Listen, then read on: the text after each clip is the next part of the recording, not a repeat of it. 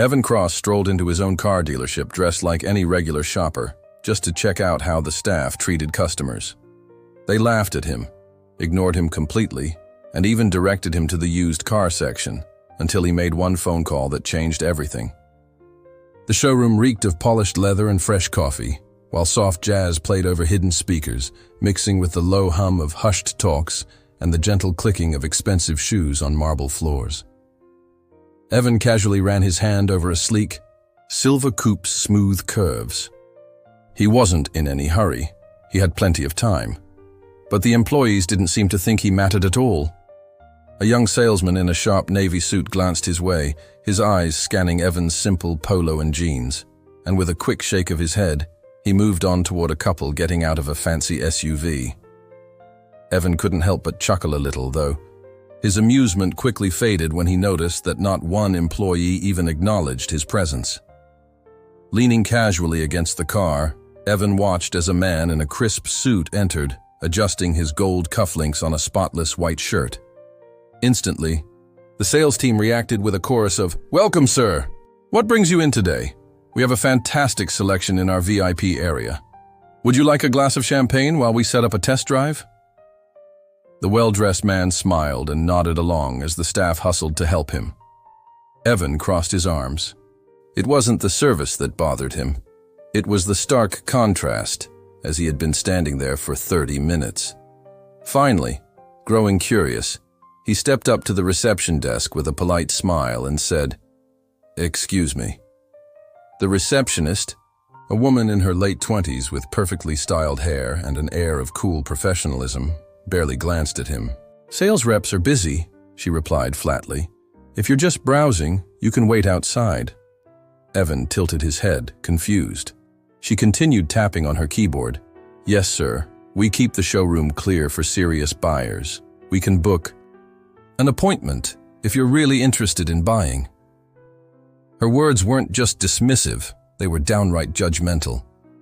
Evan's grip on the desk's edge tightened. His patience was long, but this was getting ridiculous.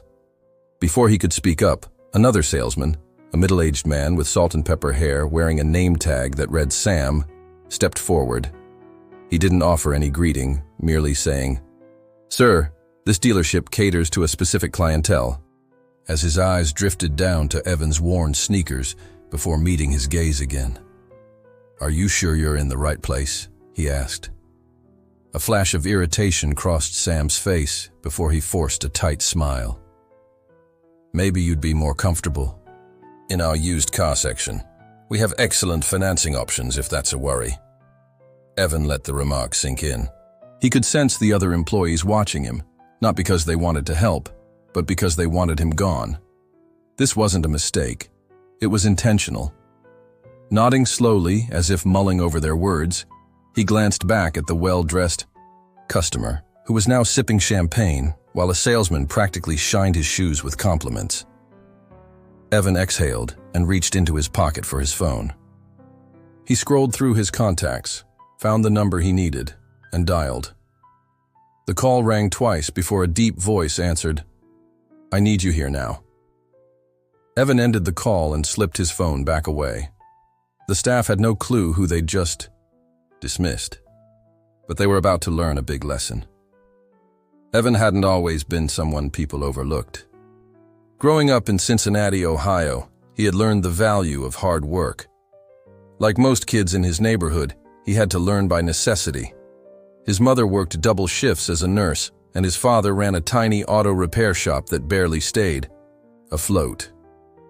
At 15, Evan spent his weekends under the hood of old cars, learning how engines worked, how transmissions should be maintained, and how a finely tuned machine could earn respect just from its idle sound.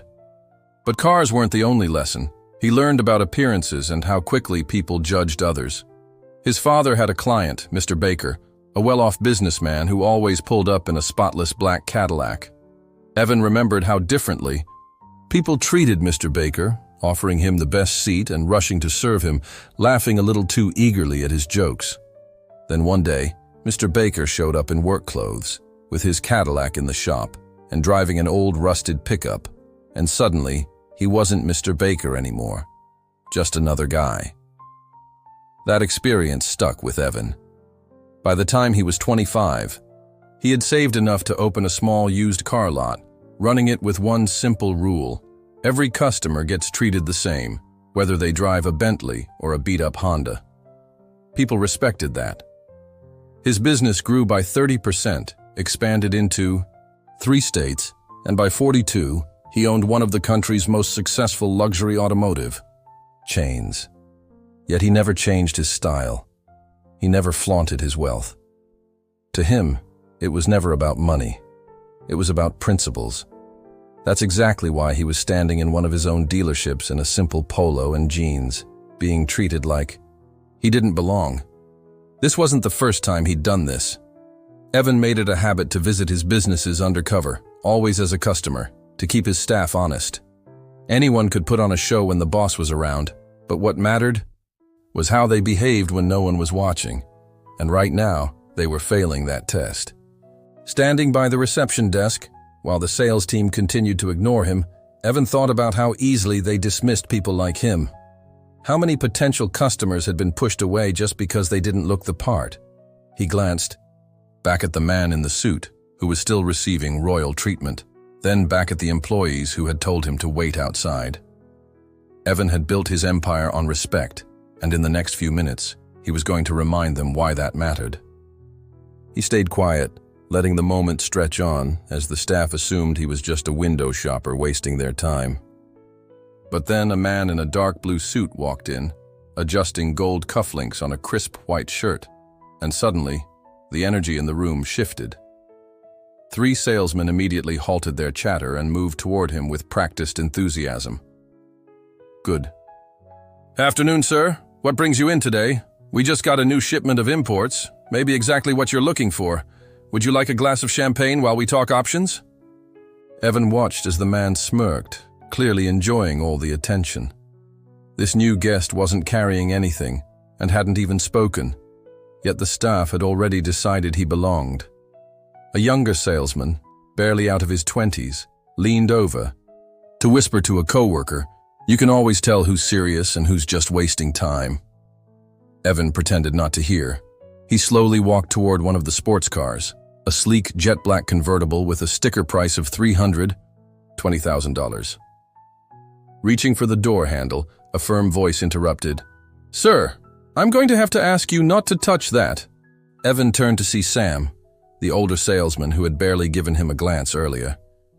"We keep our showroom cars pristine for customers who are serious about buying," Sam said in a firm tone. "If you're just looking, I can direct you to something more within reach." Evan raised an eyebrow at the word accessible. Sam's smile was strained as he continued, "We have a pre-owned section just a few miles away, with lower payments and better financing options." Evan let those words sink in. They weren't suggestions. They were clear dismissals. He glanced back at the well-dressed man in the suit, now seated comfortably in a brand-new vehicle, running his hands over a leather-wrapped steering wheel. As a salesman, detailed its features with practiced charm. The contrast was too obvious to ignore. Turning back to Sam, Evan said, "Let me get this straight. You haven't even asked if I have an appointment, what I do for a living, or if I'm here to buy." Sam's calm voice replied, "Sir, we cater to a very specific clientele." "You understand?" Evan smiled. "I think I do." Sam nodded, mistaking Evan's calm for acceptance, but Evan wasn't buying it. He reached into his pocket, pulled out his phone, and dialed. The call rang twice. "I need you here now," he said simply before hanging up. The staff still had no idea what was about to happen. They were about to learn a hard lesson. Evan slipped his phone back into his pocket, his face unreadable, while the employees continued to ignore him and focus on the well-dressed man. That man, now laughing as he accepted a glass of champagne from a beaming salesman, had convinced Sam that Evan had gotten the message, so he turned away without another word. Evan exhaled slowly and glanced toward the glass doors, and then it happened. A sleek black Rolls-Royce Phantom pulled up to the entrance, its polished surface reflecting the afternoon sun. The car was flawless, the kind of ride only a select few could own. The valet rushed forward to open the rear door, and a tall man in a charcoal suit stepped out. His presence instantly commanded attention. Adjusting his cufflinks, he scanned the room through the glass before pushing open the doors. The showroom went silent. Employees who had spent the last hour ignoring Evan now straightened up, smoothing their suits and adjusting their ties. Sam, who had told Evan to check out the used car section, visibly stiffened as the suited man walked purposefully, his leather shoes clicking on the marble floor. Then he locked eyes with Evan and smiled. Everyone in the room watched in confusion as the man crossed the showroom, not toward the well-dressed customer they had been fawning over, but straight to Evan. "Sir," the man said politely, "apologies for the delay." Evan nodded as if nothing unusual was happening, but the employees looked like they'd seen a ghost. Sam stepped forward, his confusion quickly turning to panic. I'm sorry," he stammered, addressing the suited man. "I don't believe we've met." The man turned to Sam, his face inscrutable. "I'm Trevor Mason, regional manager, and I believe you're the one I need to see." The atmosphere in the showroom shifted dramatically. Sam's face turned pale, and the other employees froze, eyes darting between Evan and Trevor as they tried to figure out what was going on. Evan let the silence linger before finally speaking. "So tell me, this is how you treat people here?"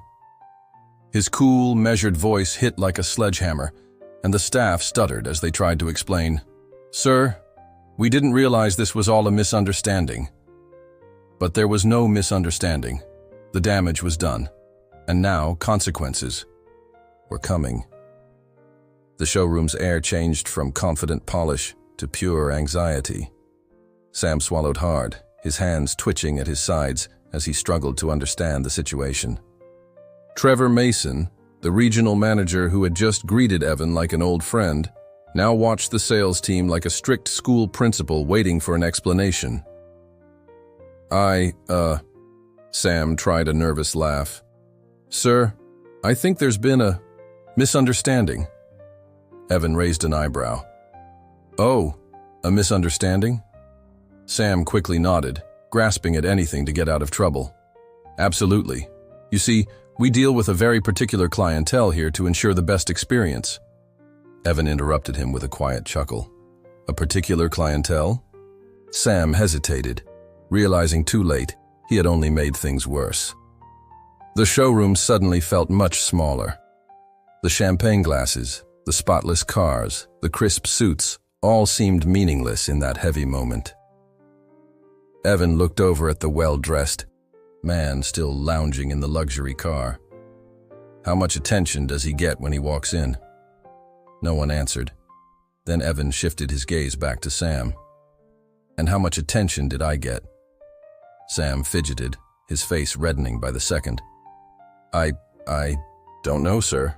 We just didn't know you. Didn't know who you were." "Exactly," Evan said, nodding slowly as the truth settled over everyone. He turned to Trevor and said directly, "Tell me, how much do we make in sales at this location?" Without hesitation, Trevor replied, "This dealership brings in roughly $28 million annually." Evan looked at the stunned employees. "That's $28 million, he repeated. "And yet some of you decide for yourselves. Who is worthy of your time?" No one dared to breathe. Evan stepped forward, closing the gap between him and Sam. Not in a threatening way, but in a way that made it clear he was in control. Sam visibly shrank. "What would have happened if I really were just another customer? What if I had been someone ready to spend $500,000 today? Would you have let that money walk out the door?" Sam had no answer, and Evan didn't need one. The damage was done, and the reckoning was imminent. Silence filled the showroom. No one dared to speak, move, or even shift under Evan's stern gaze. Sam's confidence had completely vanished, and the other employees weren't much better. Stiff, wide-eyed, waiting for the inevitable. Evan exhaled slowly, shaking his head in disappointment but not in surprise. Finally, Trevor spoke in a sharp, professional tone. "Mr. Cross, how would you like to proceed?" Sam's face drained of color. As he looked up, "Mr. Cross, there's no denying it anymore. No backtracking, no recovery. The man you dismissed isn't just any customer. He is the owner." Evan looked around at the employees who had spent the last hour treating him like he didn't belong, then said in a low but firm voice, "I want names." Trevor immediately replied, "I already have them." That statement sent a ripple of panic through the staff. The receptionist's fists clenched at her sides. The young salesman who had whispered about who was serious looked like he might faint, and Sam continued to shake his head, desperately trying to salvage the moment. "Sir, please," he began, stepping forward. "We made a mistake. We were just trying to keep things running smoothly." Evan raised a hand, and Sam fell silent immediately. "I've been in this business for nearly 20 years, Evan said calmly, his voice carrying undeniable authority. "And in that time, I've learned one simple thing. Respect doesn't cost a damn thing." His words hit like a punch. "You all looked at me and decided, you assumed I wasn't worth your time, that I couldn't afford to be here, and you treated me like I was beneath you." He let the words sink in before adding, "And if you did that to me, I can only imagine how many real customers you've treated the same way." No one could argue or offer a defense because Evan was right. Trevor turned to the staff, his face blank and his tone void of sympathy. "Effective immediately, everyone involved in today's incident is terminated." His words landed like a hammer. Sam's mouth dropped open. "Wait, you can't do that." "This isn't up for discussion," Trevor interrupted firmly. "We don't run our business like that." The young salesman stepped back as if trying to escape the unfolding disaster. The receptionist looked like she was fighting back tears. And Sam, desperate now, tried once more. "Please, this was just a misunderstanding. We didn't mean to." Evan's expression remained unreadable. "We didn't mean to get caught," Sam managed, but he had nothing more to say. Evan sighed, running a hand over his jaw. "I've seen enough." He turned to Trevor. "Make sure the rest of the team gets a company-wide memo." Trevor nodded immediately. Evan glanced around one final time, a final look at the people who had judged him so quickly, and then, in a voice so quiet it cut deeper than any raised voice, he left them with one final thought. "This isn't about the money. It never was. It's about respect." With that, he turned and walked toward the exit, leaving behind the heavy weight of their failure and a lesson learned the hard way. Stepping outside into the warm afternoon air, Evan adjusted the cuff of his sleeve, seemingly unburdened by what had just happened inside. He didn't carry that weight with him as he walked through the glass doors. He could see the aftermath unfolding. Sam stood frozen, his mouth slightly open as if in shock. The young salesman slumped silently against the counter. The receptionist turned away with her hand trembling on her face, and Trevor was already on the phone, making sure Evan's orders were executed immediately. A valet hurried over when he recognized Evan. "Sir, may I get your car for you?" Unlike the others, the young valet hadn't looked down on him. He had simply done his job without any bias. Evan reached into his pocket and pulled out a $100 bill. "You handled yourself well today," he said. The valet hesitated, glancing toward the dealership. "I thank you, sir. I just treat everyone the same." Evan smiled faintly. "That's exactly why you'll go far." The valet nodded quickly and stepped back as a black Mercedes Maybach S680 pulled up to the curb. The driver, a man in his 50s wearing a neat navy suit, stepped out and opened the door. "Mr. Cross," he said with a small nod. Evan slid into the back seat, the soft leather molding around him as the door closed. He looked back one last time at the dealership, at the faces that had judged him, and the panic slowly setting in. Some lessons are learned the easy way, others come at a cost. The Maybach pulled away, blending into the smooth flow of traffic, and inside the car, Evan leaned back and exhaled. He thought to himself, this wasn't about getting even.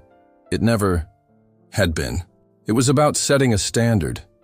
If people only respect wealth when it's obvious, then they don't truly respect others. And in his business, that kind of attitude had no room. Respect isn't something you reserve for those you consider important. It's something you give to everyone, because you never know who you're really dealing with. If you believe in treating people fairly, no matter their background, drop a comment below. Have you ever experienced something like this? Share your story. Let's keep the conversation going, and if you want more stories like this, hit that subscribe button, because the best lessons come from real moments just like these.